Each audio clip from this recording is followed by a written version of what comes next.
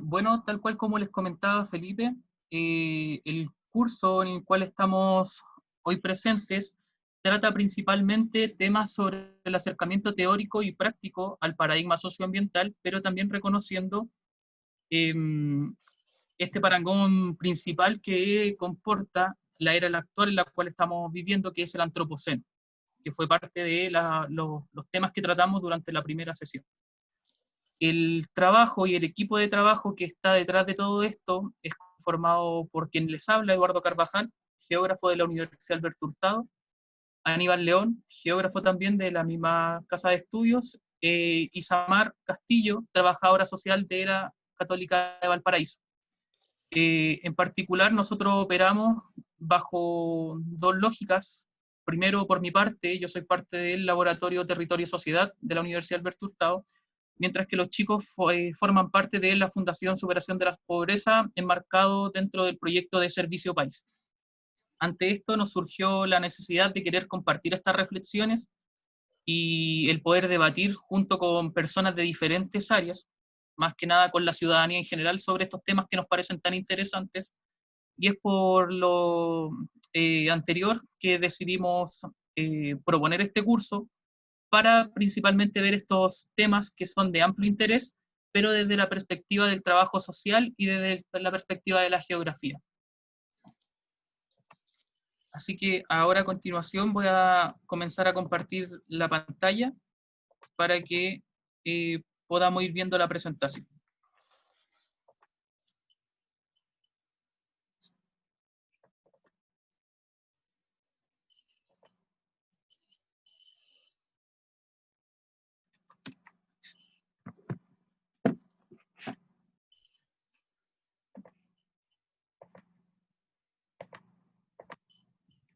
Disculpen, ¿se ve bien la pantalla? Se ve el mismo bloque negro que la otra vez, pero se ve muy Sí, pequeñito. tiene una mancha. Ahí no, ahí desapareció.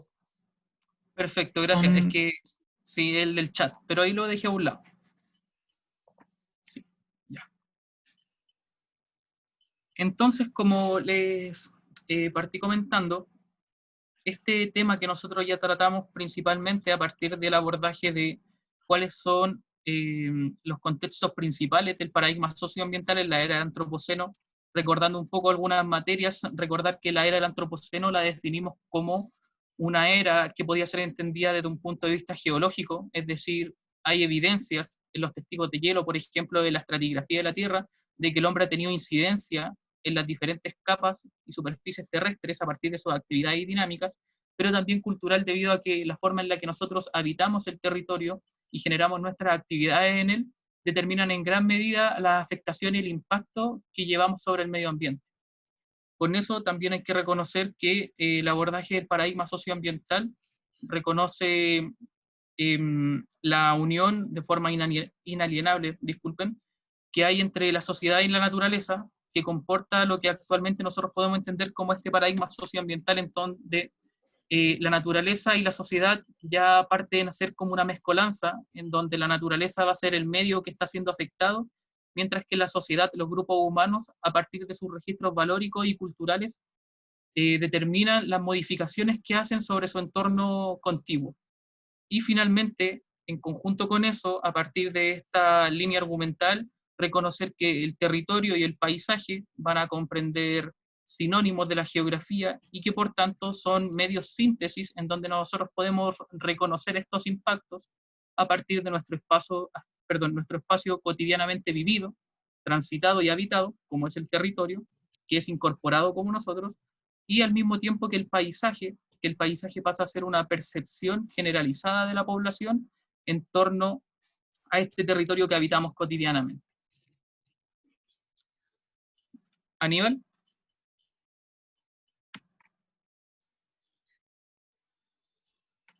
¿Aló? Ahora sí, Eduardo. Ya. Te escucho bien. ¿Sí? ¿Te escucho bien, Aníbal? ¿Sí? Ya, perfecto.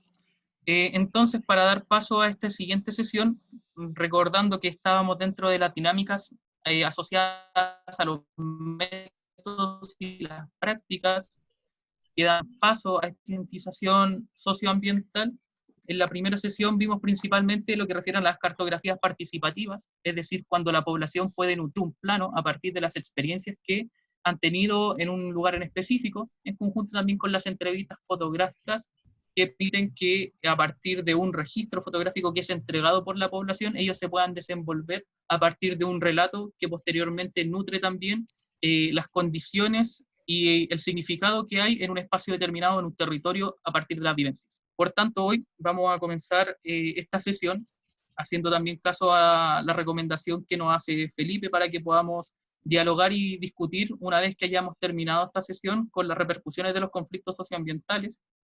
Y por ende, ahora vamos a tratar principalmente el tema de la gobernanza local para la gestión territorial y comunitaria. Por lo tanto, los dejo ahora con Aníbal León.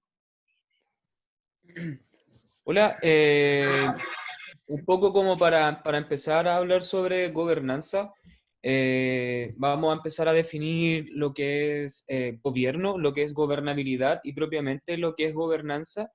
Con posterioridad vamos a ir desarrollando un poco de conceptos que se van desarrollando en la gobernanza a una escala, como lo hemos venido conversando desde la primera sesión, igual un poco más amplia. La idea es como no ser tan conceptuales e involucrar un marco teórico tan complicado como puede llegar a ser, y la idea es tratar como de dar casos más prácticos en donde se pueda aplicar este tipo de gobernanza.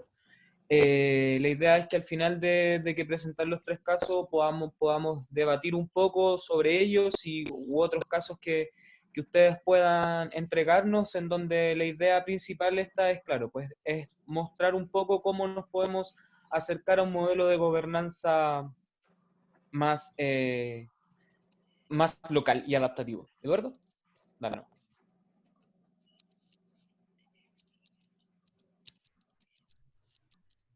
Ya. Bueno, un poco como para empezar, vamos a definir gobierno como el poder y el control que ejerce el Estado por un grupo de personas que toman las decisiones en un cierto periodo de tiempo. Acá en Chile, como sabemos, este gobierno dura 4 años. Y además es un sistema de relaciones entre actores institucionales, lo que se enfocan en el trabajo del poder ejecutivo. Ahora bien, la gobernabilidad, a partir de este concepto de gobierno, se empieza a desarrollar este otro nuevo concepto que se conoce como la capacidad de una organización, es decir, del gobierno, para controlar y regular su propio funcionamiento interno para llegar a un objetivo que se plantea en el plan de gobierno, y así evitar la fragmentación de sus integrantes. Además, se dice de que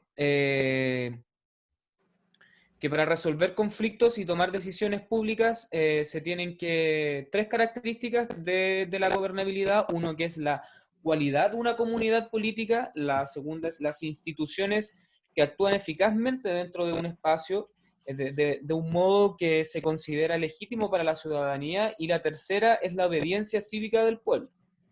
Y por último, la gobernanza como término que ha sido muy trabajado. Nos quedamos con la definición que se entrega por Centella y Portella, que dice de que hay que entender 5 puntos para la comprensión de la gobernanza. Una es la estructura de las relaciones entre los diferentes actores, es decir, no solo el gobierno, sino todo la ciudadanía en el territorio. Además, está formada por un conjunto de artículos de reglas y procedimientos ya institucionalizados. Además, tiene que ser de tipo compleja porque involucra a diversos actores y de muchos sectores, ya sea público, privado y social, lo que mencionaba en el punto 1. El punto 4 es lo hacen interdependencias de multinivel, y el punto 5, que abarca mecanismos de relaciones mediante los cuales diversos actores intervienen en la toma de decisiones públicas. Entonces, en ese sentido, lo que hay que tener en base como a esas 5 puntos que se mencionaron, es de que hay que tener en claro cómo son las relaciones entre estos diversos actores, ya sean simétricas, asimétricas, y que vayan permitiendo cómo el gobierno tiene una gobernabilidad dentro del territorio mediante la utilización de la gobernanza. Dale, Eduardo. Bueno, También se expone de que para que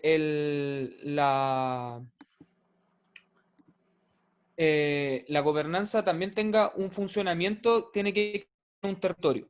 Y el territorio para los geógrafos es la clave, es uno de los conceptos más necesarios y propios, por decirlo así, como de la disciplina, que ha tenido una larga historia y evolución en cuanto a los paradigmas. Y para la gobernanza trabaja con 4 grandes enfoques, que es el enfoque del poder, que este enfoque del poder lo vemos así como, según una mirada, por decirlo así, un poco más de Foucault, un poco de esta como opresión que te ejercen por parte del Estado como síntoma de poder, un tema físico-natural y cómo las relaciones de la naturaleza se van modelando dentro de la gobernanza, el medio biótico y las relaciones antropológicas sociales, que son los temas de cómo los actores se van desarrollando dentro del territorio. A su vez, también se tiene que tener para la gobernanza local una participación ciudadana bastante activa y bastante vinculante dentro de los procesos de gobernabilidad y de gobernanza, en el cual si no hay una participación ciudadana, este proceso se quiebra y se deslegitima. Por eso hay 8 peldaños para la participación ciudadana, en el cual, por ejemplo, si nosotros no existe como una no participación, puede caer en la manipulación de la población hacia la población por parte de poderes más grandes, y entre una mayor cantidad de peldaños vaya subiendo la ciudadanía, mientras más participe, una mayor empoderamiento de su territorio va a tener. ¿Eduardo? Bueno, a su vez, la gobernanza colaborativa y adaptativa, que es como lo que nos llama más la atención en estos momentos, la vamos a definir como a una escala de paisaje, como un proceso donde se toman en cuenta la integración entre la sociedad, el ambiente y la economía, con el fin de restaurar la capacidad del paisaje de ofrecer bienes y servicios ecosistémicos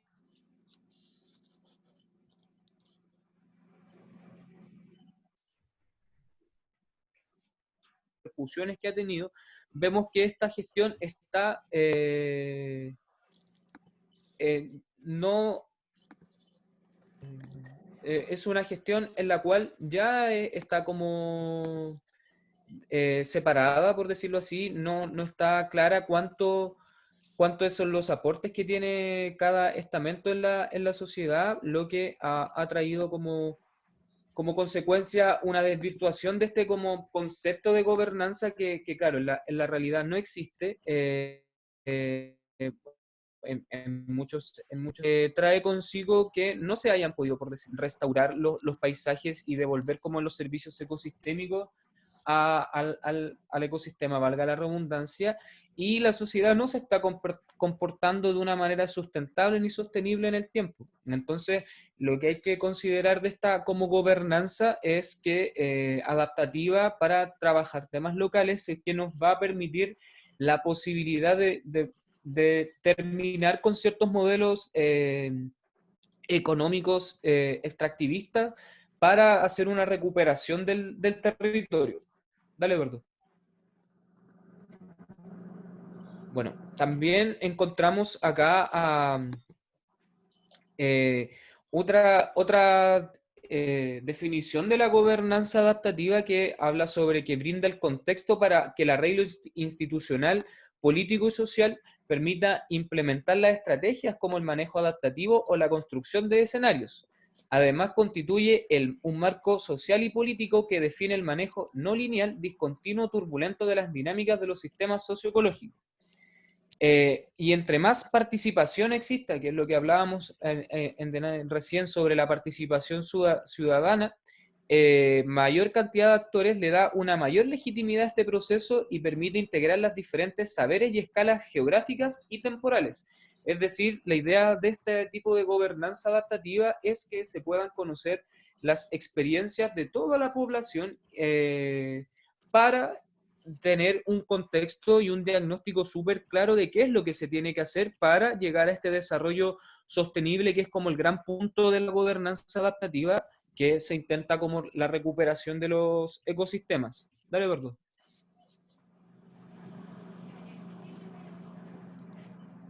Bueno, también esta gobernanza debe ser capaz de entregar la información de los ecosistemas y las actividades humanas que dependen de los servicios que éste proveen. También el ideal de esta gobernanza es que se incorporen las incertidumbres y los valores en juego. También es necesario poder incorporar a los procesos de las tomas de decisiones el tipo y la magnitud de la incertidumbre, así como la naturaleza y extensión de la ignorancia científica y desacuerdo. Esto, como el tema de la incertidumbre, es como básicamente cómo se va a ir desarrollando el territorio de trabajo o algo así que se quiera como desarrollar. En cuanto a cómo podría ser un futuro más al corto, al mediano y al largo plazo, como para tratar de empezar a trabajar estas medidas de adaptación. Y para finalizar, queremos dar como esta, que es la gobernanza adaptativa, comprende la capacidad plástica de incorporar procesos y visiones pasadas y novedosas al referir a un proceso de aprendizaje superador del paradigma comando y control. El error deja de ser un fracaso y por lo contrario constituye una oportunidad de aprendizaje que puede enriquecer a los procesos de tomas de decisiones. Eso es súper importante porque de repente se piensa de que un fracaso, que es como, no sé, en el territorio alguien no acceda a una entrevista, no significa como vislumbrarlo como algo negativo, sino como que se puede aprender de todo dentro del trabajo de la gobernanza y del trabajo en el territorio.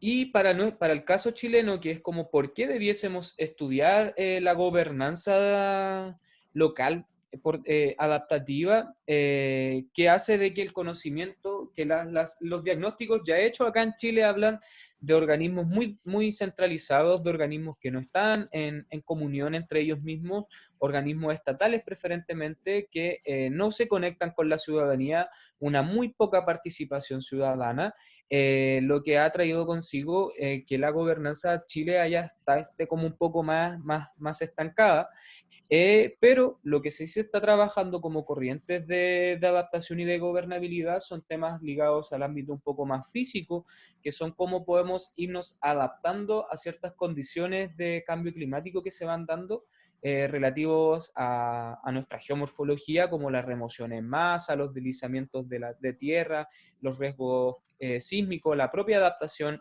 al cambio climático. Y hay ya como estudios que empiezan a relevar esta como información de cómo empezar a trabajar la gobernanza del riesgo en Santiago, que es muy importante, pero como igual sigue siendo muy centralizada. No se está trabajando con riesgos para otras comunas. Yo acá en la intervención que estamos haciendo por la fundación, estamos en una zona de alto riesgo de remoción en masa y una zona de alto riesgo de inundación, pero los organismos municipales no conocen de esa información, no han hecho los estudios necesarios ni los diagnósticos pertinentes como para empezar a planificar y empezar como a vislumbrar posibles escenarios dentro de su territorio y las complejidades que esto tendría. Bueno, ahora para empezar vamos a hablar un poco ya, escaparnos un poco de la teoría, no vamos a intentar no dar tantos conceptos teóricos en estos casos, vamos a dar paso a casos ya de estudio que se fueron trabajando en terreno y en gabinete en 3 zonas de Chile, 2 en la zona central y 1 en la zona sur. Que tienen realidades muy distintas, pero tienen como, por decirlo así, el mismo problema. Llegaron a su problemática por el mismo tema, que el tema de la gobernanza acá en Chile y cómo los procesos económicos han ido mutando para que existan este tipo de territorios y existan como leyes que avalen ciertos procesos de extractivismo acá en Chile. Así que los dejo con Eduardo, que hablará sobre su experiencia en la zona de saturación ambiental de Quintero Puchuncaví. Muchas gracias, Aníbal. Bueno, efectivamente, como comentaba Aníbal, el tema de la gobernanza entonces se sintetiza principalmente en la capacidad que tienen, o mejor dicho, que tenemos nosotros como sociedad, como comunidad, de adaptarnos, de volvernos más flexibles, abiertos y participativos, y es por esto que estas repercusiones de los conflictos socioambientales que vamos a considerar ahora incorporan en buena manera, en primer momento, información recabada en terreno, es decir, estos son trabajos que nosotros realizamos de cierta forma, afortunadamente, debido a que gracias a esto podemos conocer estas realidades particulares, ya sea dentro del ámbito académico como laboral, y como verán, además cada una de estas repercusiones que nosotros estamos considerando van a incorporar los métodos y prácticas que permiten concientizar sobre el paradigma socioambiental, es decir, sobre esta dinámica en donde sociedad y naturaleza es uno solo, pero también cómo podemos inmiscuir la gobernanza local, es decir, esta herramienta de gestión comunitaria, para poder develar fenómenos que están sucediendo en el territorio y que tienen afectaciones considerables sobre la población a partir de los conflictos socioambientales. Entonces, para eso vamos a ver ahora específicamente el caso de Quintero y Puchuncaví, en donde el paradigma central va a ser tratar el tema del territorio y la salud, y cómo esta confluencia posteriormente decanta en diferentes formas o percepciones que tienen los niños, niñas y adolescentes en torno a la contaminación ambiental.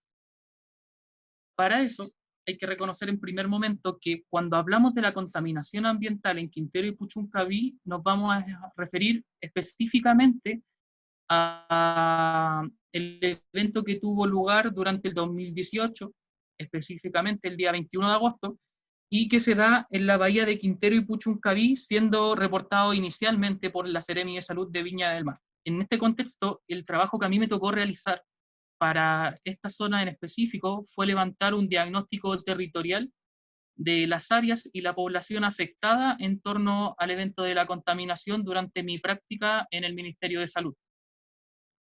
En eso hay que reconocer que en un principio se empiezan a contabilizar rápidamente diversos casos durante el día 21 de agosto.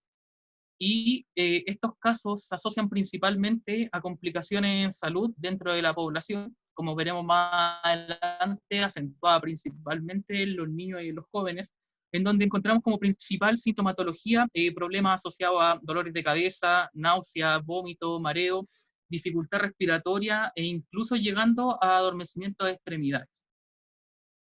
Con ello, hay que reconocer además que esta contingencia tuvo lugar durante las primeras horas de la mañana, y esto lo pudimos reconocer a partir del relato que nos hacen los jóvenes y niños que estaban en clase durante ese momento. Ante eso, es muy importante reconocer, para que demos cuenta de la violencia de este impacto, que los niños empezaron a sentir complicaciones cerca de las 9 de la mañana, es decir, ellos ya estaban dentro de su espacio de clase, de sus lugares de sus establecimientos educativos, podían estar en recreo, podían estar dentro de alguna clase, en alguna tutoría, pero junto con ello hay que además vislumbrar que incluso los docentes, cuando empezaron a sentir los primeros síntomas asociados a esta contaminación, no le dieron mayor importancia debido a que, tal cual como ellos reconocen, los síntomas son muy similares a los que sienten todos los días por la mañana.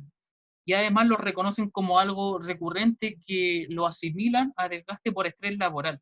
Esto quiere decir que es una situación que es tan recurrente y persistente en el territorio y en el tiempo, que las personas comienzan a asociar estos malestares con prácticamente condiciones que ellos tienen que soportar por el solo hecho de estar viviendo en este territorio. Como pueden ver en la gráfica, lo que podemos reconocer acá son los pics de la población afectada por la contaminación, tanto en Quintero como en Puchuncaví, al 3 de octubre del 2018, considerando entonces este periodo que va desde el 21 de agosto hasta el 3 de octubre, en donde se alcanzaron a contabilizar algo más de 1.600 consultas. Como pueden ver, se registraron primero 5 pics bastante álgidos, los cuales se dan entre el 21 de agosto y el 5 de septiembre, los que alcanzan a aglomerar algo así como 1/3 del total de las atenciones. Sin embargo, luego, a fines de septiembre, desde el 24 hasta el 28, volvemos a revivir la misma situación. Frente a eso es interesante entonces plantearnos por qué, ante una emergencia prácticamente declarada como era esta contaminación ambiental desde un inicio, la población tiene que sufrir nuevamente en un periodo de tiempo tan escaso, un embate tan fuerte como puede ser el vivir nuevamente este problema por la contaminación, en donde se alcanzaron a englobar muchos más casos, 670 casos entre el 24 y el 28 de septiembre, los que en conjunto con los casos reportados anteriormente, es decir, en este primer pic del 21 al 5 de septiembre, reconocieron el total, el 83,7% de los casos totales que se dieron en la zona.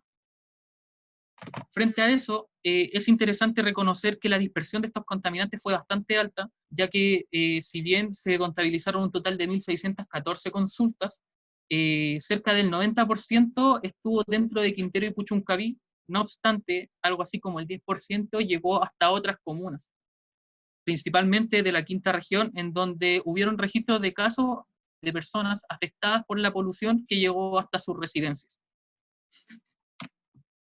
Como pueden ver entonces, a partir de un catastro que fue generado en ese momento, lo que pudimos reconocer particularmente fue que la expresión socioterritorial de este evento de contaminación se pudo identificar a partir de la georreferenciación de todas las personas afectadas por el evento de contaminación. Frente a ello, se debe recalcar que estos datos se lograron georreferenciar del total, fueron un total de datos georreferenciados de 832 sobre aproximadamente 1.200, 1.400 casos que se dieron en ambas comunas.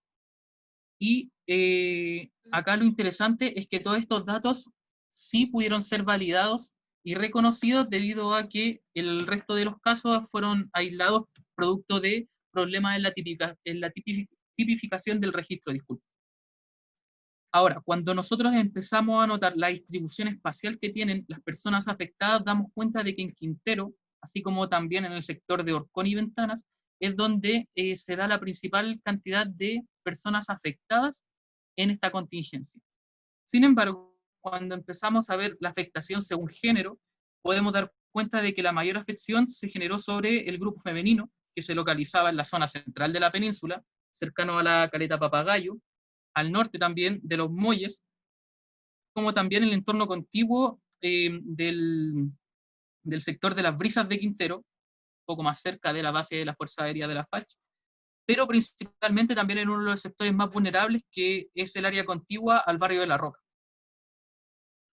Ahora bien, si consideramos estas afecciones en la población según grupos etarios, el panorama nos cambia totalmente, debido a que si podemos contabilizar un real afectado, es decir, a alguien con quien podamos apuntar con el dedo de que de verdad la pasó muy mal durante esta contingencia, fueron principalmente los niños, las niñas y los jóvenes, debido a que en ambas comunas, del total de casos, entre ambos registraron el 36,8% y el 35% respectivamente.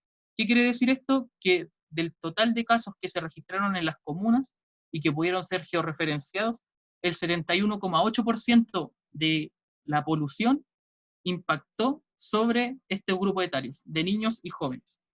Y es por eso que nos llamó la atención el analizar la percepción de ellos en un contexto donde reconocemos que los eventos de contaminación son antiguos.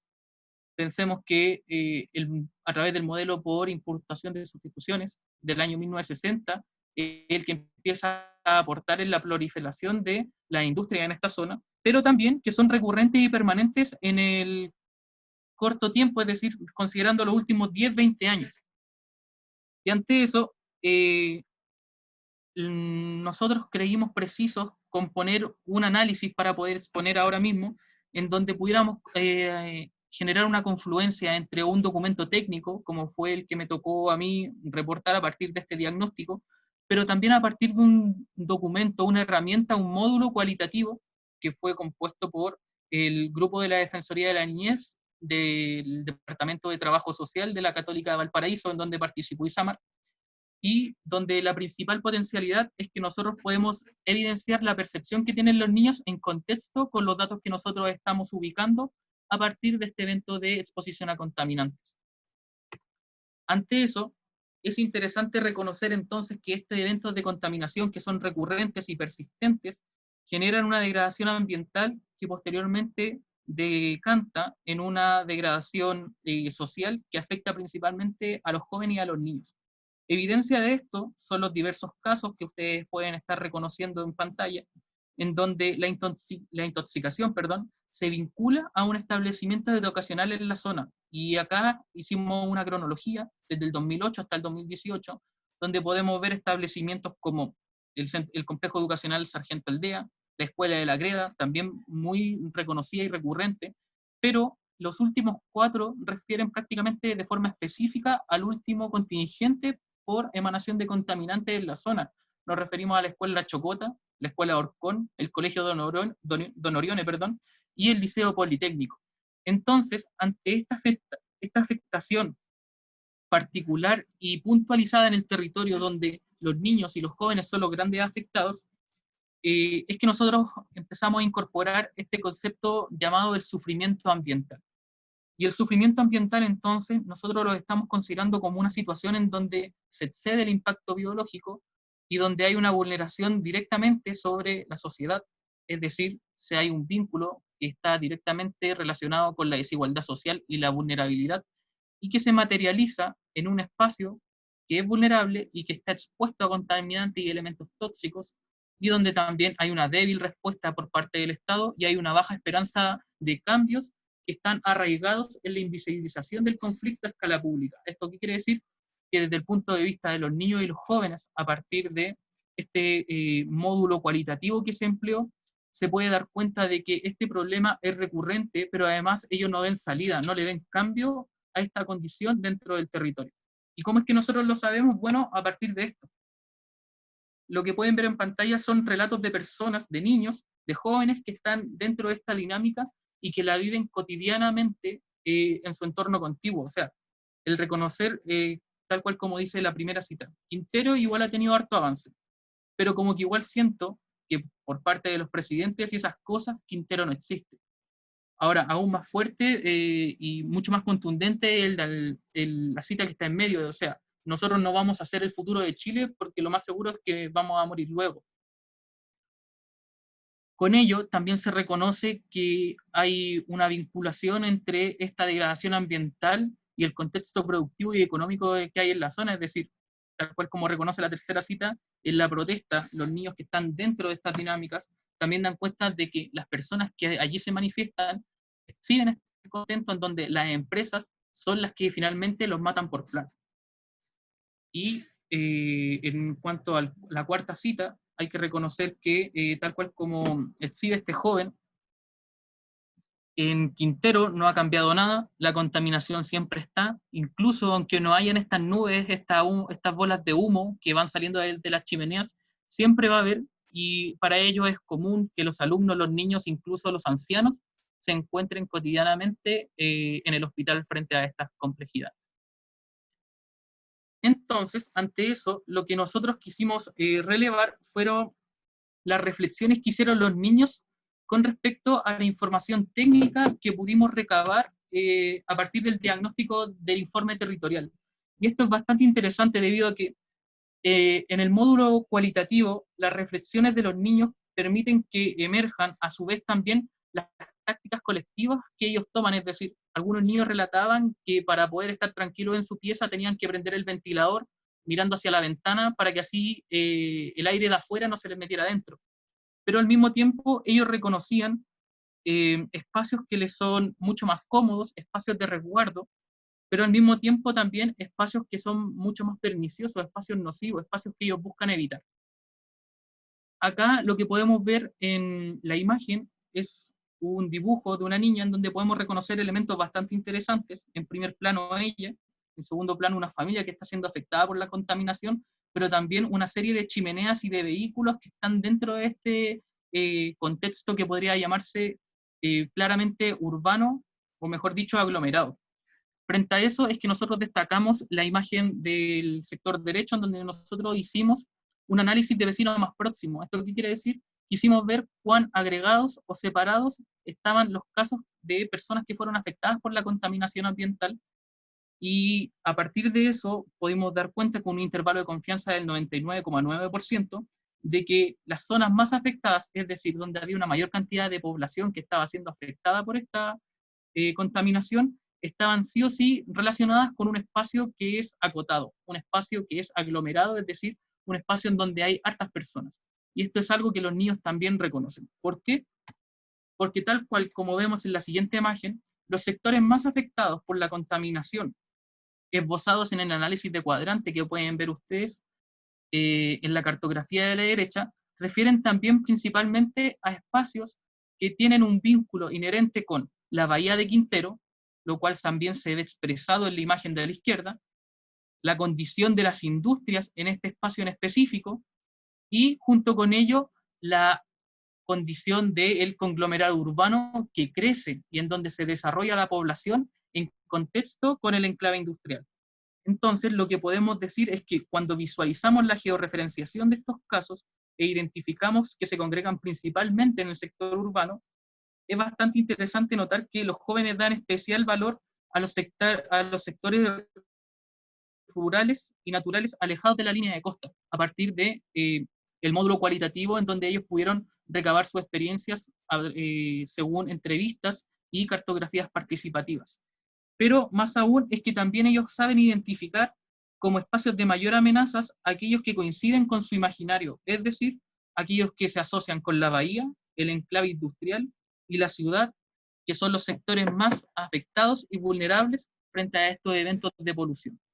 De esta manera es que es bastante interesante notar que la perspectiva de la población, incluso de los niños y los jóvenes que habitan cotidianamente estos espacios, reconocen que la afectación del territorio y de su espacio cotidiano y contiguo se entremezcla de buena manera, es decir, son bastante certeros en notar cuáles son las dinámicas y además cómo estas dinámicas se materializan en el espacio, cómo estas dinámicas posteriormente pueden reportar importantes avances cuando nosotros estemos llevando a cabo estos trabajos, y además cómo estas dinámicas nos permiten anticiparnos a ciertos hechos que pueden ir ocurriendo, pero que sí o sí están ya dentro de la retina de la población debido a que la geografía reside en ellos.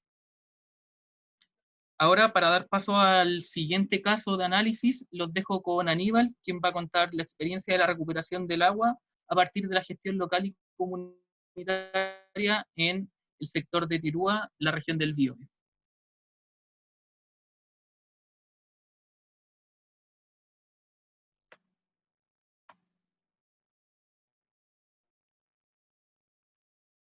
¿Aníbal? ¿Aló? Sí, ahora sí. Sí, ahora sí. Bueno, Tirúa es una comuna que está en el sur de Chile, en la zona costera que limita, limita con la Araucanía por la entrada por Purén. Es una zona que está en un constante conflicto por la recuperación de territorios por parte del pueblo mapuche y temas ligados a la industria forestal desde hace por lo menos unos casi 50 años. Queremos como partir con esta cita que es muy interesante de compartir en cuanto a lo que se vive dentro del territorio, y que dice que dentro de la cosmología mapuche la nocividad de las plantaciones forestales es clara. Los componentes naturales nativos como la tierra, el agua, la fauna, la biodiversidad y en especial los bosques tienen un importante valor para la cultura y constituyen una base fundamental para el sustento de la vida, en lo material y en lo espiritual. Entonces, basado en eso, dale, no me acuerdo. La comuna de Tirúa tiene una gran cantidad de plantaciones forestales en su territorio, en su sector más rural. Es una comuna que ha ido en los últimos 40 años perdiendo la capacidad de tener acceso a agua potable. no asegurándose el acceso a nuevas viviendas y tampoco empezando a asegurar en algunos lugares el acceso más potable por la pérdida de agua de los cauces, la utilización del agua por derechos de agua de las empresas forestales que han estado presentes dentro del territorio aproximadamente hace unos 40-45 años, cambiando y destruyendo todo el bosque nativo predominante en la zona y los territorios ancestrales del pueblo mapuche, lo que ha producido un claro conflicto socioambiental en la comuna, que a diferencia del tema de Quintero no se evidencia como una contaminación en el aire, más no así sí tienen una contaminación en sus cursos hídricos, y eso ha implicado un constante y un latente conflicto. Dale, Amador. Bueno, partiendo con la cartografía que vemos a la izquierda, que la comuna de Tirúa tiene una gran cantidad de afluentes hídricos, que no quiere decir de que sean activos, estos están reconocidos como masas de agua, río, estero o quebradas. Vemos una gran masa de agua que es el lago Yeuyeu, que está considerado una de las aguas más limpias que tiene Chile, donde no ha estado tan intervenido ese lago, y ha podido como preservarse y ha podido estar presente dentro de la cosmología mapuche. No obstante, cuando nos vamos hacia las quebradas y hacia los esteros, podemos evidenciar una falta del recurso hídrico proveniente predominantemente de las precipitaciones y el derretimiento de las nieves en la alta cordillera que va bajando por los ríos hasta desembocar en el océano. Y también esto del tema de la accesibilidad al agua y de todo esto se ve reflejado en las ofertas y las demandas que nos ofrece la población, el agua hacia la demanda y hacia la oferta que nosotros podamos tener.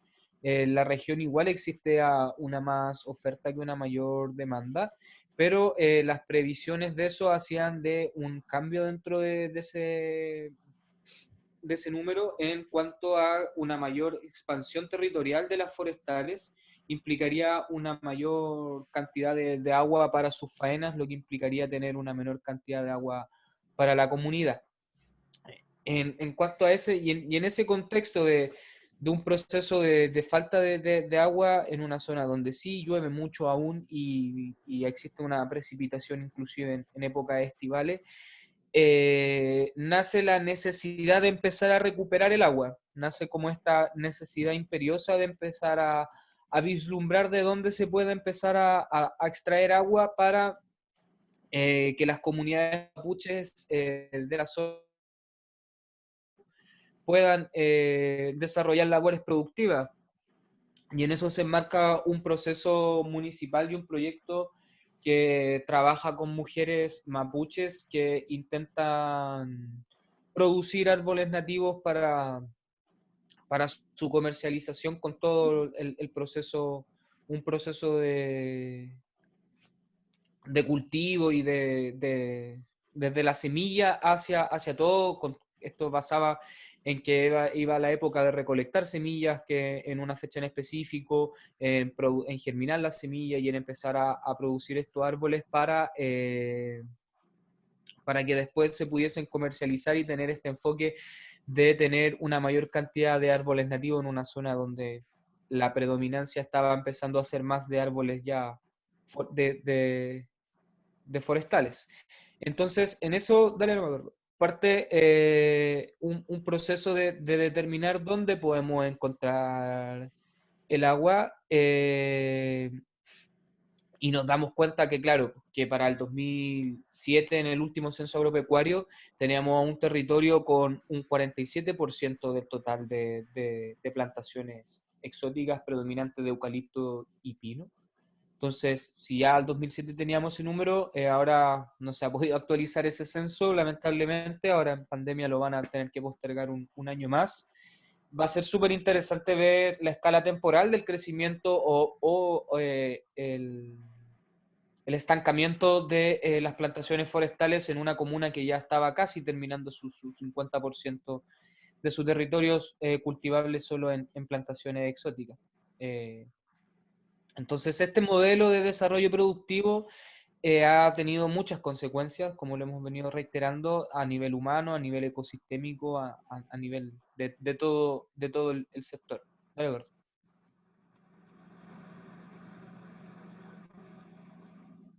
Bueno, y aquí con esto empezamos un proyecto en terreno, en una campaña realizada en 2018, en el mes de mayo, en la localidad de Tirúa, en la que nos encontramos con un mapeo colectivo que fue realizado por este mismo grupo de mujeres dentro del territorio y dentro de la comuna, y nos fue súper interesante darnos cuenta de que ellas nos iban dando las directrices de dónde se iban ubicando los conflictos con las forestales, dónde estaban las forestales, que en este caso son como los que están hacia el sur del lago.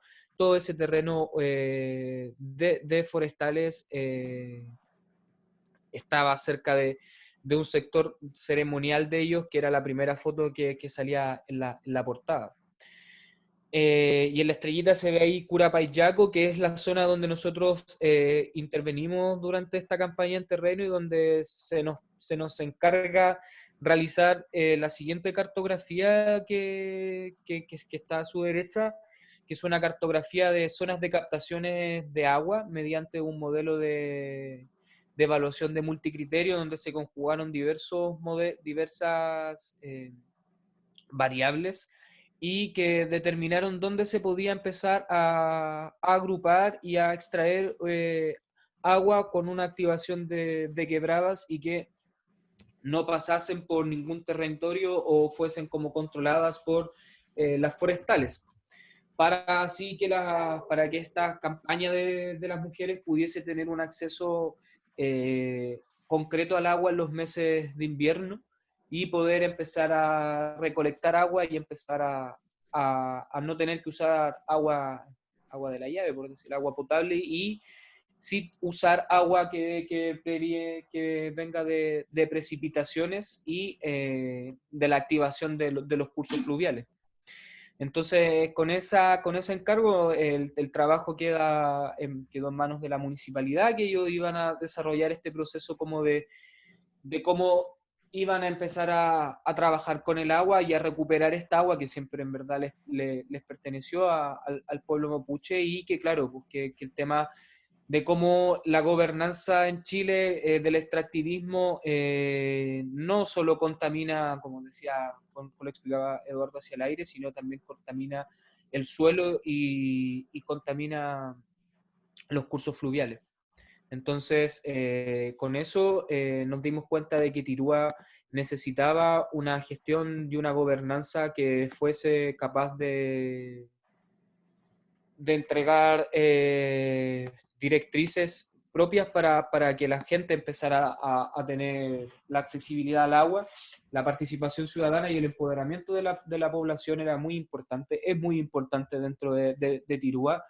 Y claro, pues ellos como están en un latente conflicto en la zona roja del conflicto ahí con el Estado chileno, el agua se le ha vuelto un tema muy, muy, muy, muy importante. Y claro, yo en lo personal siento que, claro, si cambiamos ese modelo extractivista y dejamos de destruir nuestro bosque nativo para el aumento de plantaciones exóticas, va a volver todo como a la normalidad, por decirlo así, de a poco, y vamos a empezar como a frenar en ciertos momentos las afectaciones del cambio climático. Entonces, para eso también tiene que haber un cambio de nuestro modelo económico. Así que eso con la comuna de Tirúa. Ahora los voy a dejar para finalizar con Isamar. Ella va a hablar sobre su experiencia territorial en la Ligua Petorca. Así que muchas gracias por su atención, así que ahí los dejo con ella.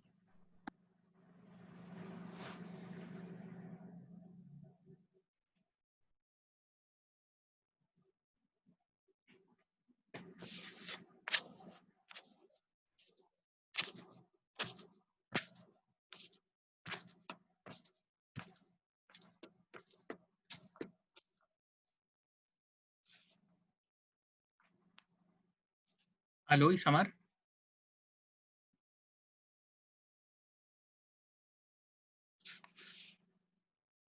¿Aló? Voy a hablar desde acá.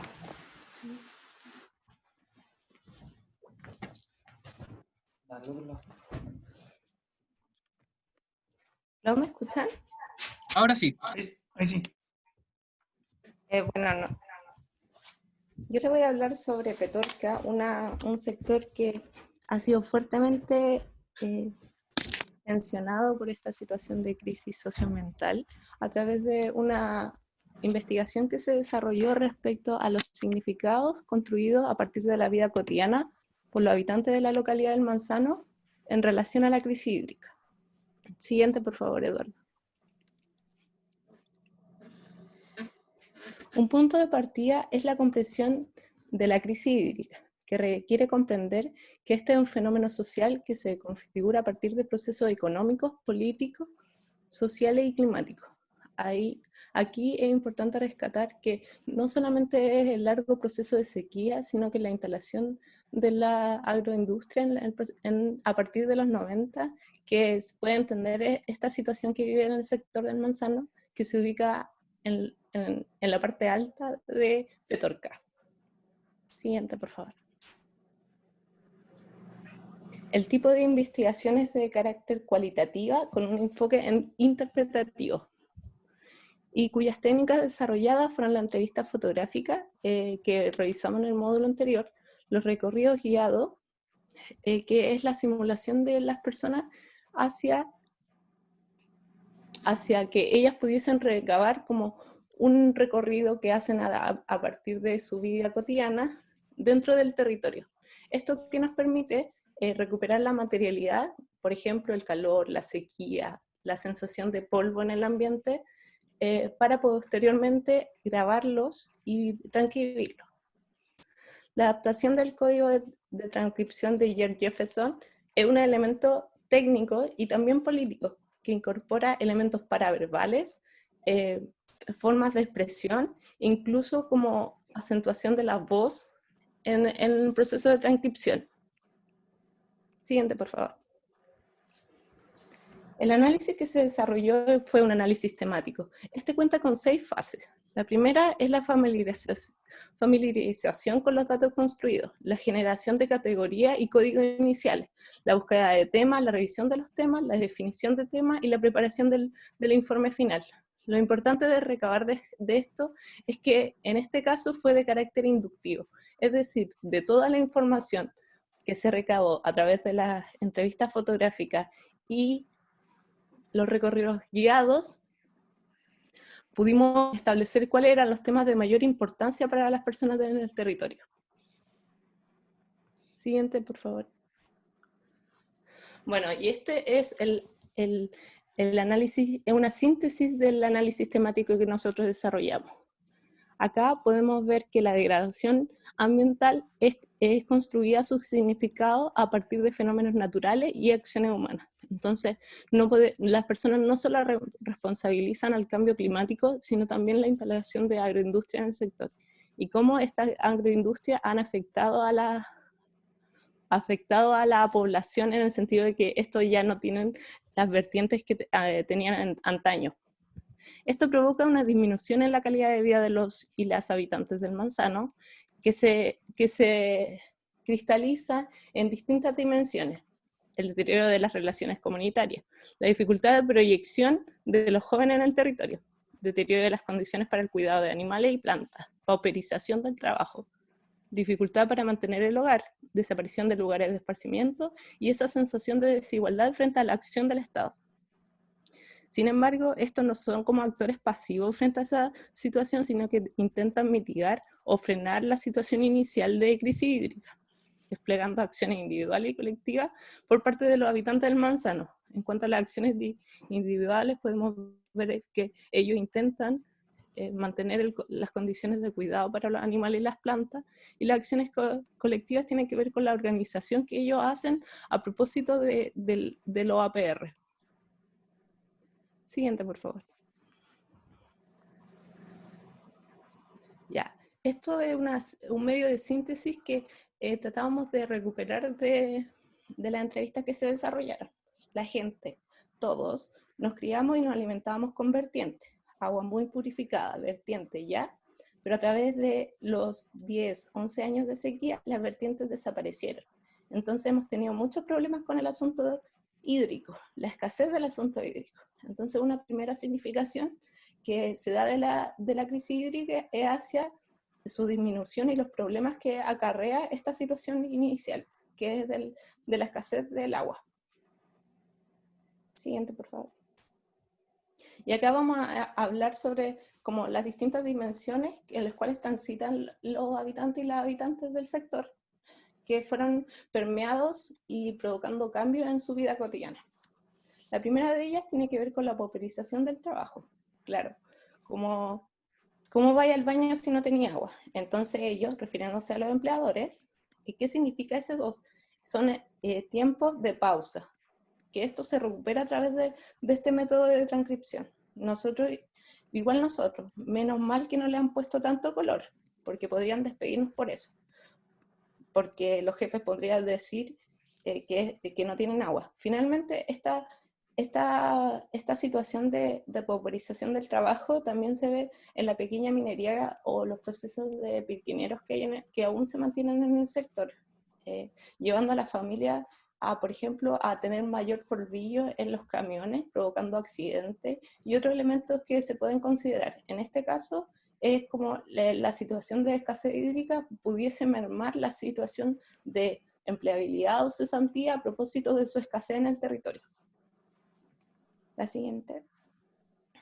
El deterioro de las condiciones de cuidado de animales y plantas. Acá un punto de partida es entender que cuando las personas se les traspasa a través de camiones aljibe el agua, ellos solo consideran a las personas, o bueno, a los humanos. Entonces, la cantidad de litros que se le entregan por familia no considera el cuidado de animales y plantas. Todo el año tenían su alimentación en el cerro, y ahora no. Ellas pasan allí encerradas. Mi papá con un tambor va y le echa agua, les mantiene agua allá y comida, todos los días, porque están muy flacas. Acá se refieren a los caprinos y las vacas y caballos que se encuentran en el sector.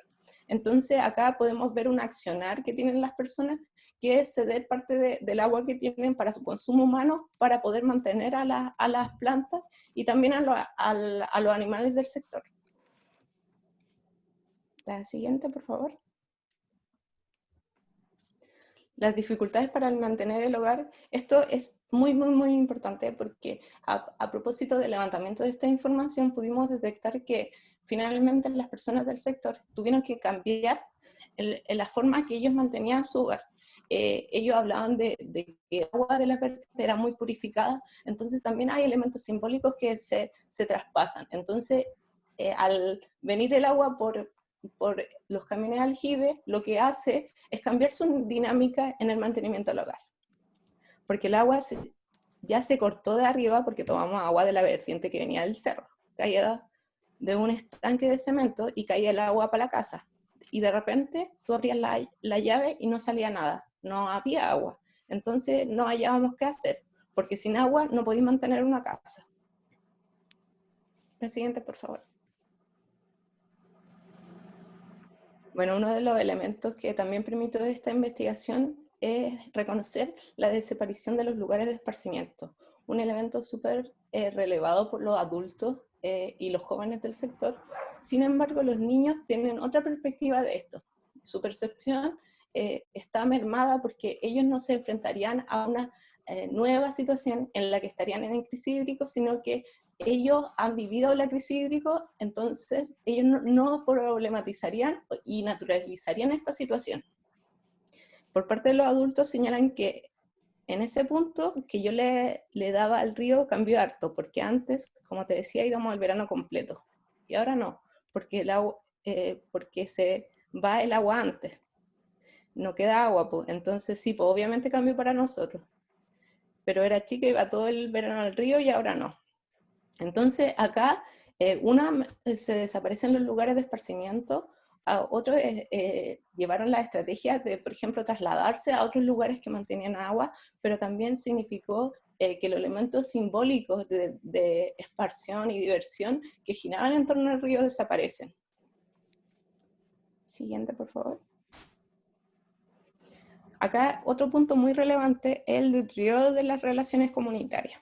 Acá las relaciones comunitarias se va, por un lado, porque la mantención de los canales y la poca agua que quedaba fue como privatizada por aquellos que mantenían esas vertientes, pero también tiene que ver con cómo se entienden las relaciones comunitarias, quién manda en la comunidad y quién es representante de la comunidad con otros sectores. Por ejemplo, en el tema de gobernanza local, cómo estos se comunican con la municipalidad o el gobierno central, y también cómo también se visualiza una forma de liderazgo que se canaliza a través de los dirigentes sociales.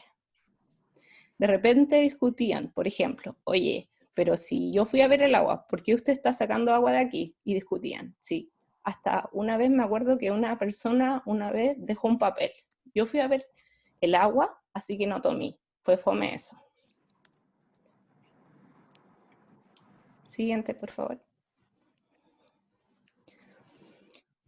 Por otro lado, también vimos dificultades para la proyección de los jóvenes en el territorio.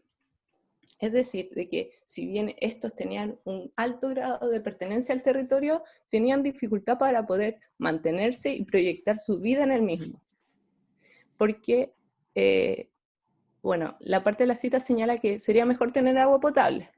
O también eso para postular a la casa, necesitáis agua, necesitáis una red de agua potable, y aquí es fome porque no tengamos todavía. Entonces, finalmente, su proyección a través de, por ejemplo, la postulación de viviendas sociales o la autoconstrucción se ve mermada por esta condición de no tener acceso a agua potable rural, que finalmente es una de las problemáticas porque son los sectores urbanos quienes se benefician de esto, y también la cultura y la forma de proyectar de los jóvenes en el territorio se ve mermada por esta situación de crisis hídrica.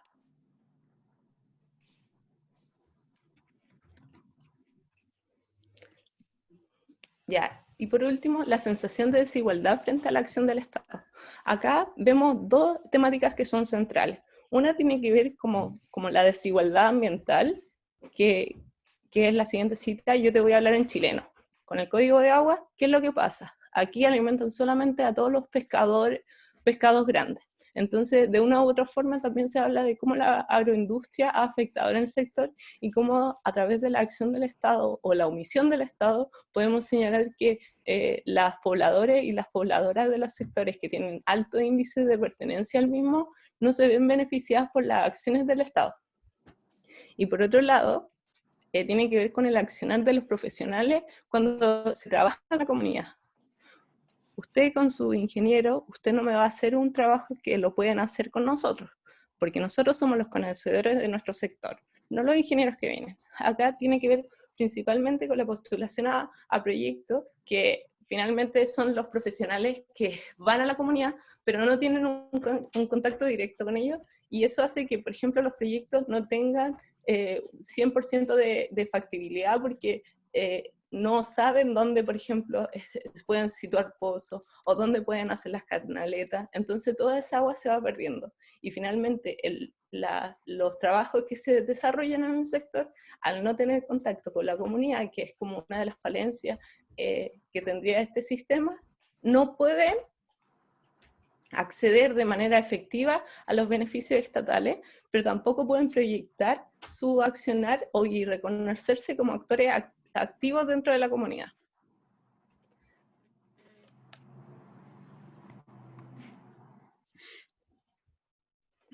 En cuanto a la idea y reflexiones de cierre, acá hacemos una síntesis de cómo, por ejemplo, la heterogeneidad es la forma que adquieren significado. Hay al menos 3 aspectos que constituyen marcada diferencia en la estructura de la vida cotidiana. El primero de ellos tiene que ver con la edad. Podemos ver que en el caso de Quintero Puchunca y Petorca, la percepción de los niños y niñas que habitan en los sectores va a ser muy distinta a la de los adultos a propósito de su historicidad en el territorio y el modo de entender las problemáticas que se van generando. Los contextos particulares en los cuales transita la vida cotidiana determinan la percepción de la población en el territorio y la manera que concretan sus actividades cotidianas. Estas siendo mermadas, por ejemplo, las actividades cotidianas que desarrollan los niños y niñas en Quintero Puchuncaví y Petorca, son mermadas por la contaminación ambiental y por la crisis hídrica. Sin embargo, estas no se ven reflejadas en muchos de los estudios porque hoy en día la niñez de poco se ha ido integrando a través de incorporar nuevas metodologías que permitan la recabación de información, pero también que permitan que estos sean como protagonistas del despliegue de herramientas y la construcción de este levantamiento de información. Y el modo de proyectar, analizar y solucionar la situación que atraviesan las localidades será variable, debiendo adaptarse según la composición poblacional y territorial. De modo que hay que ser súper cauteloso en reconocer que si bien podemos enfrentar distintas problemáticas sociales, el modo de proyectar, analizar y solucionar esa situación inicial va a ser distinto a propósito de las variables territoriales. Entonces cada territorio tiene particularidades que podemos generar algunos elementos que son centrales, pero cada uno va a tener su forma de solucionar las problemáticas a propósito de su capacidad de agencia, su activación con las oportunidades que hay en los municipios, la gobernanza local. Y ante eso, también es interesante reconocer entonces que esta herramienta que nosotros presentamos, retribuyendo principalmente a las cartografías participativas, las entrevistas fotográficas y cómo éstas se enmarcan dentro de este gran marco que es la gobernanza adaptativa local, permiten integrar las perspectivas de la población. Lo que tienen a su derecha es un esquema que generan Risler y Ares dentro del manual de mapeo colectivo, pero que en un sentido amplio tiene un horizonte bastante similar al que hemos estado tratando, es decir, cuando nosotros integramos los saberes de las personas que están dentro del territorio, podemos dar cuenta de un sinnúmero de potencialidades que nos permiten trabajar dentro de los talleres en pequeños grupos, recordando también los parámetros de los métodos de diálogo con grandes grupos, donde nosotros podemos trabajar primero en pequeños grupos para evitar estos dilemas, como el de la voz, en donde las personas que tienden a hablar menos se ven como invisibilizadas en cuanto a su percepción, pero al mismo tiempo que cuando nosotros logramos trabajar dentro de estos talleres de forma multiescalar, de una manera también multidisciplinaria, podemos colaborar en la construcción de un diagnóstico territorial que sea sumamente más certero. Frente a eso, hay que reconocer entonces que cuando nosotros logramos incorporar estas perspectivas holísticas, es decir, cuando podemos hacer una confluencia entre los saberes técnicos y también sobre los saberes cotidianos, podemos reconocer cuáles son las condiciones negativas que inquietan a la población y también ver cómo esas inquietudes que tiene la población posteriormente se pueden cristalizar y reconocer en desequilibrios territoriales y ambientales que no necesariamente tienen que atacar esta gran medida que es la que siempre se habla de la planificación, sino que hay problemas que son de fondo, problemas como problemas sociales, es decir, cuáles son las condiciones de vida en las cuales las personas se desarrollan, problemas ambientales, cómo es el entorno, problemas asociados también a la cultura, es decir, tal cual como estábamos viendo en el caso de Tirúa, cómo se invisibiliza una cultura a partir de la depredación de su territorio ancestral y nativo, y también problemas que son económicos, es decir, las personas de Petorca también tendían a producir de una manera, al igual como las personas de Quintero y Pucuncaví, que era un ámbito productivo local que estaba totalmente desarticulado de la postura que posteriormente tuvo que tomar el territorio en función de las omisiones que hizo el Estado a favor de los empresarios. Y es por eso que cuando nosotros buscamos conformar e identificar estos diagnósticos territoriales a partir de estos saberes, es que tenemos que invitar a la población para que a partir de su relato nosotros podamos reconocer la verdadera geografía del territorio. ¿A qué me refiero con esto? Es que cuando nosotros buscamos componer estos reportes, informes o mapas técnicos, es muy diferente cuando nosotros estamos tratando con temas tratados o ligados a la salud, de preservación de la naturaleza, del bosque nativo, de forma específica, o del cuidado del recurso hídrico. Frente a eso, la opción que nosotros queremos que ustedes releven es principalmente la coordinación de esfuerzos conjuntos, en donde la ciudadanía, también en conjunto con la esfera pública y la privada, puedan hacerse cargo de estas disyuntivas que se dan en el territorio a partir de estas propuestas que nosotros esbozamos, que tal cual como estuve mencionando, permiten y estimulan la participación, ayudan y colaboran en la construcción de un diagnóstico territorial certero y que sea obviamente válido desde el punto de vista de la soberanía de la población. Y frente a eso es que la potencialidad entonces de incorporar las apreciaciones de la población, o sea, cómo ellos reconocen y viven el espacio, va a dar principalmente después resultados muy atrayentes, debido a que cuando nosotros, dentro de este marco de la gobernanza, invitamos a la población a hacerse parte de las decisiones que están tomando, nosotros le damos validación a las normas y los programas que se están gestando para ellos, pero al mismo tiempo estamos alcanzando finalmente la soberanía de las personas en su territorio. Y junto con ello, si logramos que estas tácticas colectivas confluyan con técnicas de amplio uso para la gestión territorial y la toma de decisiones a nivel institucional, habremos dado un paso hacia adelante. ¿Esto qué quiere decir? Cuando nosotros logramos que la percepción de la población, aunque sea de manera parcializada, por ejemplo, recogiendo su percepción a partir de instrumentos básicos como una escala de Likert, en donde nosotros podemos reconocer cuál es la percepción en escalas de bueno o malo, permiten que posteriormente estemos induciendo los verdaderos saberes del territorio dentro de un espacio en específico para la toma de decisiones en pos de una mejora en la calidad de vida para estas personas. Y frente a eso, es interesante ver entonces cómo nosotros logramos que elementos que son sumamente objetivos, como pueden ser informes y detalles técnicos, confluyan con estos saberes que son mucho más subjetivos, mucho más abstractos, pero que refieren principalmente a la esencia de un territorio y de la población que ahí habita. Frente a eso, lo que nosotros nos queda como una recomendación final es que es importante abrir el horizonte de las posibilidades que se puede hacer con respecto a estas temáticas, y tal cual como pueden ver en el mapa conceptual adjunto, esto no se queda solamente acá. El hecho de poder haber llegado hasta la población y poder haber recabado su relato desde su cotidianidad es muy interesante y muy importante, pero ante eso es mucho más importante también después seguir con las actividades y las dinámicas que permitan que este relato posteriormente se transforme en acciones concretas sobre el territorio, sobre la población, que decanten en una mejor condición de vida para ellos.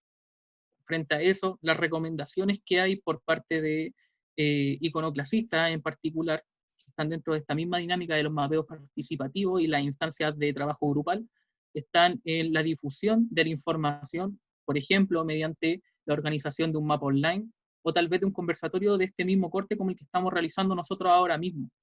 Junto con eso también es interesante ver la forma en cómo nosotros creamos recursos de comunicación, es decir, de los socializados en el taller, seleccionar áreas determinadas y diseñar mapas o instancias que nos ayuden a profundizar en el tema planteado e incluso variando en cuanto a las condiciones del territorio y también de la población.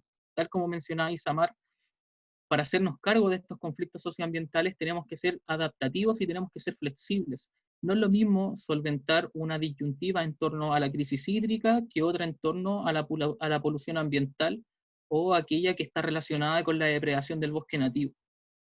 Y junto con ello también lo más importante, creo yo, es la forma en la que nosotros podemos entonces empezar a sistematizar los saberes y las experiencias populares, ya que como reconocimos anteriormente, la geografía, los verdaderos saberes del territorio residen en las personas que habitan cotidianamente esos espacios y que viven de forma recurrente estas dinámicas y estas actividades que posteriormente decantan en las condiciones de vida que ellos sufren o gozan en un espacio en específico.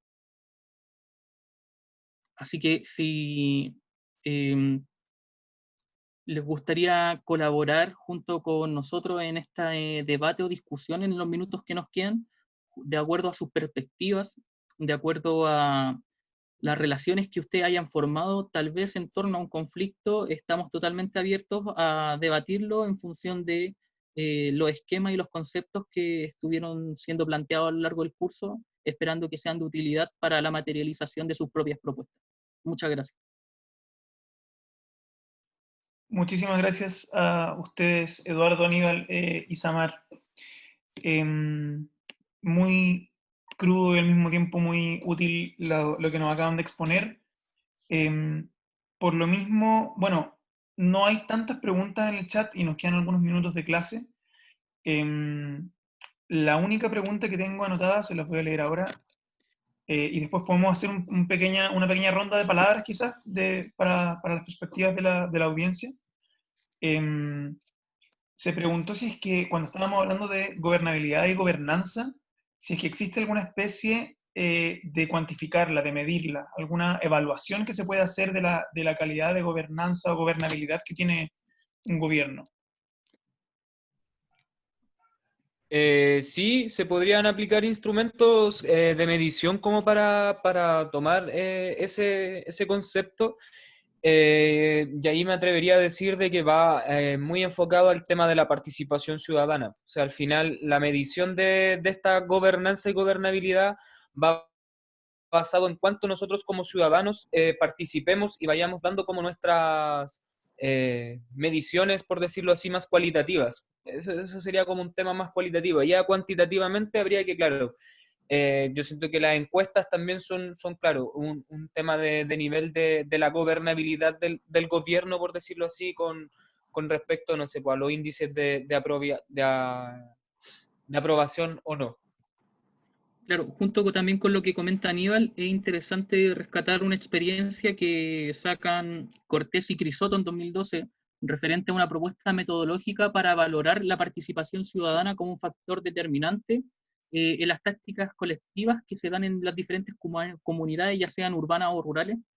Y lo particular de ello es que ellos realizan una evaluación que posteriormente puede ser cuantificada o categorizada en función del vínculo que tenga la comunidad también con el resto de los actores locales. Y en esto también es interesante relevar las mismas perspectivas que estábamos hablando anteriormente. Es decir, cuando nosotros referimos a la gobernanza, siempre es un esquema en el cual la población, o sea, la comunidad en específico, tiene que vincularse con el resto de los actores para lograr cambios concretos sobre el territorio y sobre las condiciones de vida preexistentes.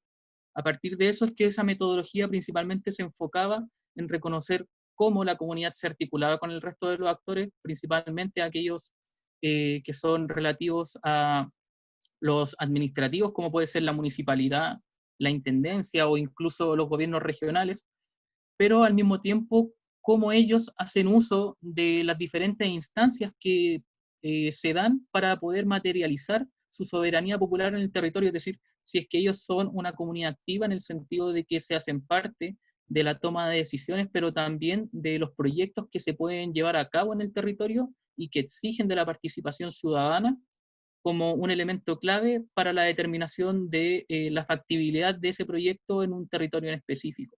Así que yo creo que esa también es una muy buena forma en la cual nosotros podemos valorar e indicar en qué medida se puede cuantificar o mensurar la participación ciudadana como un factor determinante para la gestión comunitaria a partir de la gobernanza. Perfecto. Muchas gracias, Eduardo y Aníbal, por sus respuestas.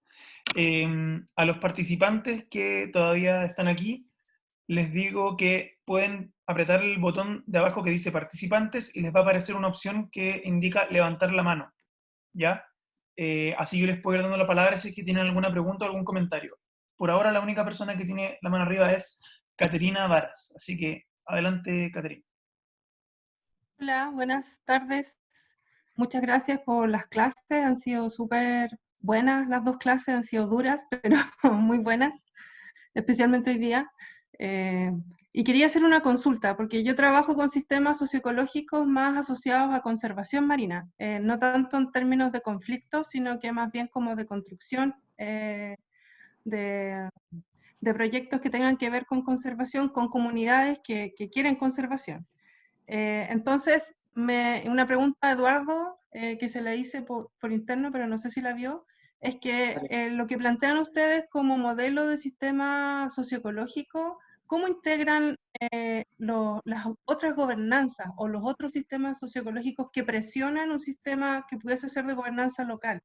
las gobernanzas como, no sé, tratados internacionales, cosas que están fuera de lo que puede en el fondo solucionarse a nivel local, que sí entiendo que es un proceso, la gobernanza local es un proceso tremendo para empoderar un territorio, pero cómo dialoga con estos sistemas socioecológicos que están por fuera y que de pronto presionan a tal nivel a un territorio que por más esfuerzo que exista desde dentro a veces no ocurre. No sé si hay algún ejemplo que puedas graficar de cómo se interrelacionan.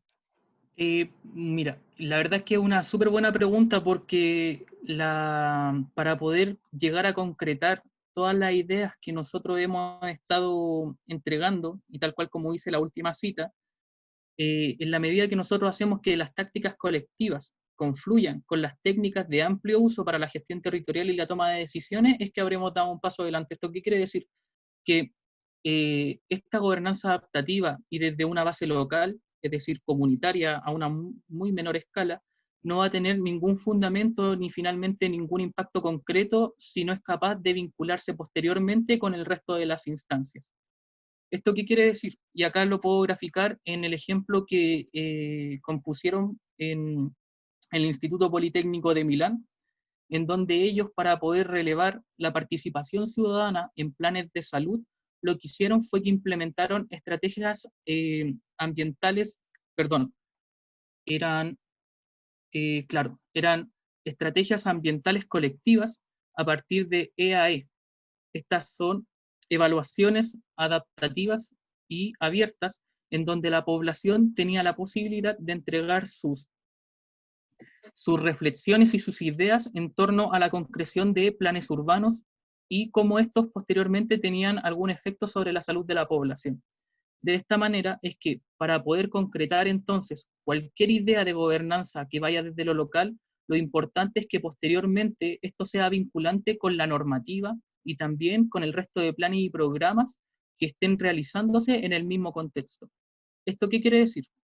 Que si estamos tratando, por ejemplo, una ley del cuidado del bosque nativo, sería, la verdad es que imposible realizarla si no consideramos en un primer momento la gestión que realizan las comunidades locales de ella y cómo posteriormente esa gestión se vincula con las mismas herramientas que están llevando a cabo los administrativos locales, como podrían ser en un municipio.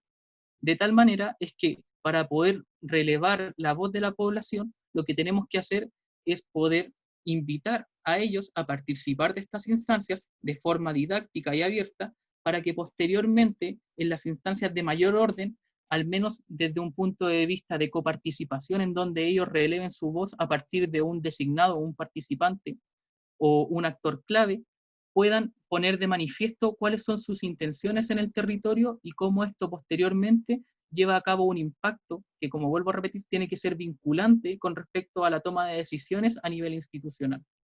Para eso, lo que podría ser bastante interesante de explorar serían las evaluaciones ambientales estratégicas, que tal cual como se llevaba a cabo en el ejemplo que te contaba de Milán, lo que hacían era que se juntaban con la población, ellos posteriormente nutrían a partir de entrevistas, de mapeos, de diferentes instancias con los actores locales del municipio, que valga la redundancia en todo caso, mucho más pequeño y acotado, y posteriormente estos emisarios eran los encargados de debatir en torno a esta temática, llevando de facto, es decir, de primer momento, la voz de la población como las necesidades e inquietudes de quienes allí viven. ¿Qué fue lo que resultó? Es que ahora, por ejemplo, para poder emplazar cualquier tipo de plan o normativa de uso urbano o de desarrollo urbano en la ciudad de Milán, antes tiene que pasar por una evaluación ambiental estratégica de todas las personas que viven y residen en las zonas de impacto. Y por tanto, de esta manera es como nosotros podemos vincular un elemento que es local, en donde las personas se hacen cargo de sus ideas, sus reflexiones y sus perspectivas, y cómo posteriormente estas dan paso a que un emisario pueda dar fe de estas condiciones para que posteriormente sean debatidas en órdenes de mayor escala, donde pueden estar hablándose ya de programas o planes incluso de nivel regional o nacional. Muchísimas gracias, Eduardo. Un poco, Eduardo. Adelante. ¿Aló? Bueno, en el caso de Quintero Puchuncaví, uno de los elementos centrales para la construcción de problemática es el establecimiento de, por ejemplo, el levantamiento de información con la comunidad. En ese sentido, desde el 2017, del 2018 hasta el 2020, cuentan con, por ejemplo, con el apoyo de la Defensoría de la Niñez, y a partir de este estudio también una parte que no incorporamos es como el impacto en temáticas de normativa a nivel nacional e internacional respecto a los derechos de los niños y niñas. Entonces, por ejemplo, ahí aparecía el derecho a vivir en un ambiente libre de contaminación ambiental. Entonces, ¿qué hacía este estudio? Era levantar información de cuáles eran los derechos vulnerados de los niños y niñas de Quintero Puchuncaví. Eso es un elemento central para establecer bases respecto a cómo trabajamos esta temática a futuro. De hecho, actualmente se sigue trabajando con la comunidad, con grupos de monitoreo donde participan los padres de los niños entrevistados y también los niños y niñas en cuestión, que han levantado propuestas desde mecanismos de acción desde redes sociales, pero también a través de contar cuentos o otras acciones que ellos pueden generar de sus mismos lugares y espacios cotidianos a propósito de la situación de pandemia. Excelente, muchas gracias, Samar. Estamos unos cuantos minutos pasados la hora, solamente les quiero hacer una pregunta más que está en el chat y que me parece interesante abordarla. Pregunta Carolina Ortiz, a su juicio en los casos analizados, ¿a qué nivel de política, a qué escala se debiesen gestionar los territorios para evitar la conflictividad? ¿Qué pensamientos tienen ustedes acerca de eso? ¿A escala de cuenca, de región, comunalmente, en coordinación con planes provinciales? ¿Cuál es su experiencia y su preferencia, por así decirlo? Aníbal y Samar. Dale tú por mientras. Ya, voy a tomarla primero yo, y la verdad es que me causa harta gracia la pregunta porque considera el nivel de cuenca. Y eso es algo bien interesante debido a que precisamente de esa manera fue que nosotros trabajamos la experiencia que hicimos en Tirúa. Y frente a ello, tal cual como comentamos anteriormente en cuanto a esta idea clave de cómo nosotros entonces solucionamos los conflictos o cómo nos podemos hacer cargo de abordarlos, es que no hay un recetario. Tal cual como reconocemos en el último apartado, la forma en la que nosotros vamos a proyectar, analizar y dar solución a estas contingencias, a estas disyuntivas, va siempre a adaptarse en función del conflicto. Como mencionábamos, no es lo mismo tratar un tema de escasez hídrica, que puede ser a lo mejor en una región entera o en una localidad en particular, que un tema de reforestación o protección del bosque nativo. Y en función de eso también tenemos que respetar y adaptarnos a la composición poblacional y territorial. Un dato interesante, por ejemplo, de lo que trabajamos en Tirúa y de por qué nos quisimos adaptar a trabajar con cuencas fue porque más del 70% de la población que ahí reside es mapuche.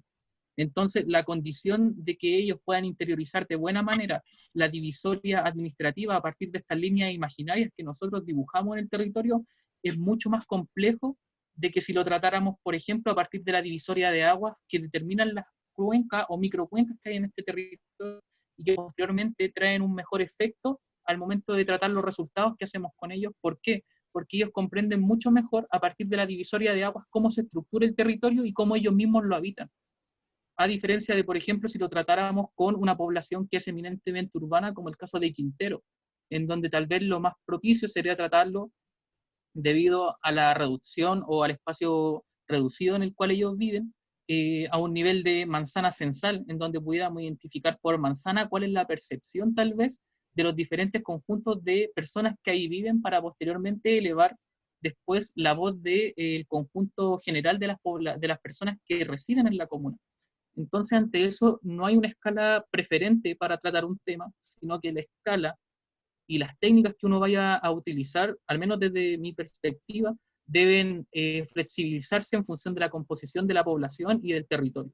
Y por tanto, como mencionaba, no hay ningún tipo de recetario, pero lo que sí podría reconocerse es que hay que identificar y caracterizar de buena manera, por ende, cuál es el conflicto, cómo el conflicto impacta a la población y al territorio, y posteriormente cómo este conflicto que impacta a la población y al territorio determina cambios o efectos nocivos sobre las condiciones de vida que ellos tienen ahí. Y por tanto, las herramientas y las técnicas que uno vaya a utilizar, así como también la escala de trabajo que uno vaya a emplear, siempre tiene que ir en pos de estrategias que ayuden a solventar y a mejorar las condiciones preexistentes de la población en ese sector. Por tanto, no hay ningún tipo de escala adecuada, por decirlo de alguna manera, pero lo que sí se debe rescatar es que cuando nosotros lo trabajamos localmente, desde las personas, es muy importante que ese proceso sea vinculante hacia el resto de las escalas. Es decir, si trabajamos a un nivel de localidad, es muy importante que posteriormente la soberanía del pueblo se traduzca en decisiones sobre el espacio comunal y que este mismo posteriormente decante en efectos sobre la administración regional y que obviamente esto aporte en la proliferación de la descentralización para que tengamos condiciones mucho más equitativas a lo largo del país. Y además, como un tema como de la coordinación con macro planes provinciales, ahí el tema iría como para evitar conflictos, es que el territorio fuese ordenado y planificado de forma tal que se evitasen este tipo de temas basados como en planes reguladores, en planes más normativos, que sean capaces de apaciguar estos temas conflictivos usando y aprovechando los espacios de una forma más armónica. Pero claro, como dice Eduardo, al final, entre más se participe como ciudadanía, más fácil puede ser llevar a cabo procesos de gobernanza territorial, adaptativa, o la que se llame climática para ir subsanando estos conflictos. Claro, Finalmente, ahí para... No, adelante, disculpa. Finalmente, desde las ciencias sociales y del trabajo territorial que se está levantando, el mapeo de redes funciona muchísimo para poder, por ejemplo, poder levantar cuáles son los actores claves de la comunidad y cómo estos pueden participar en un proceso no solamente consultivo, sino que en la elaboración de proyectos. Entonces, el mapeo de redes sociales, que finalmente son como qué capacidad tiene la comunidad de dar respuesta a ciertas situaciones emergentes o que ya llevan muchos años, va a depender también de cuál es su como accionar político respecto a lo mismo. Y cuando hablo de político no me refiero como a partidismo, sino como la visión de la ciudadanía respecto a cómo se tienen que solucionar los problemas.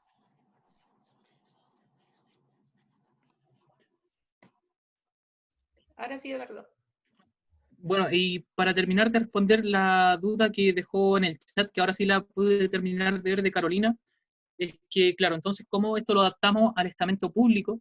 Y yo creo que ahí también va a depender mucho nuevamente del territorio, debido a que si decimos que vamos a trabajar localmente a un nivel, no sé, de manzana, eso disrumpe totalmente si es que estamos trabajando en un área rural, donde las entidades rurales obviamente tienen una distribución de población que es mucho más amplia, mucho más dispersa, y por tanto tampoco lo ideal es quedarnos con un espacio tan acotado.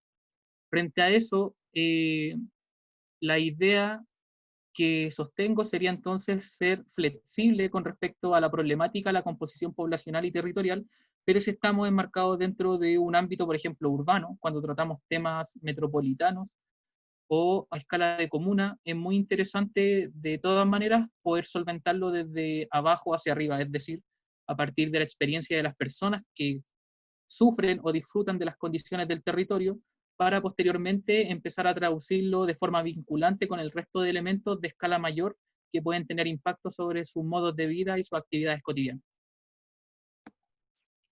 Perfecto. Muchas gracias a todos los expositores. Ya estamos pasados unos minutos. Hay unas preguntas que se me quedan en el tintero, pero es imposible hacerse cargo de todas, así que les pido disculpas a los participantes. Y de nuevo, muchas gracias a todos los expositores. No sé si tienen algunas últimas palabras, ideas para despedirse. No, que igual como en la sesión anterior, vamos a tratar de hacer llegar la mayor cantidad de bibliografía posible para que pueda estar a disposición de todos, para que podamos masificar este tema.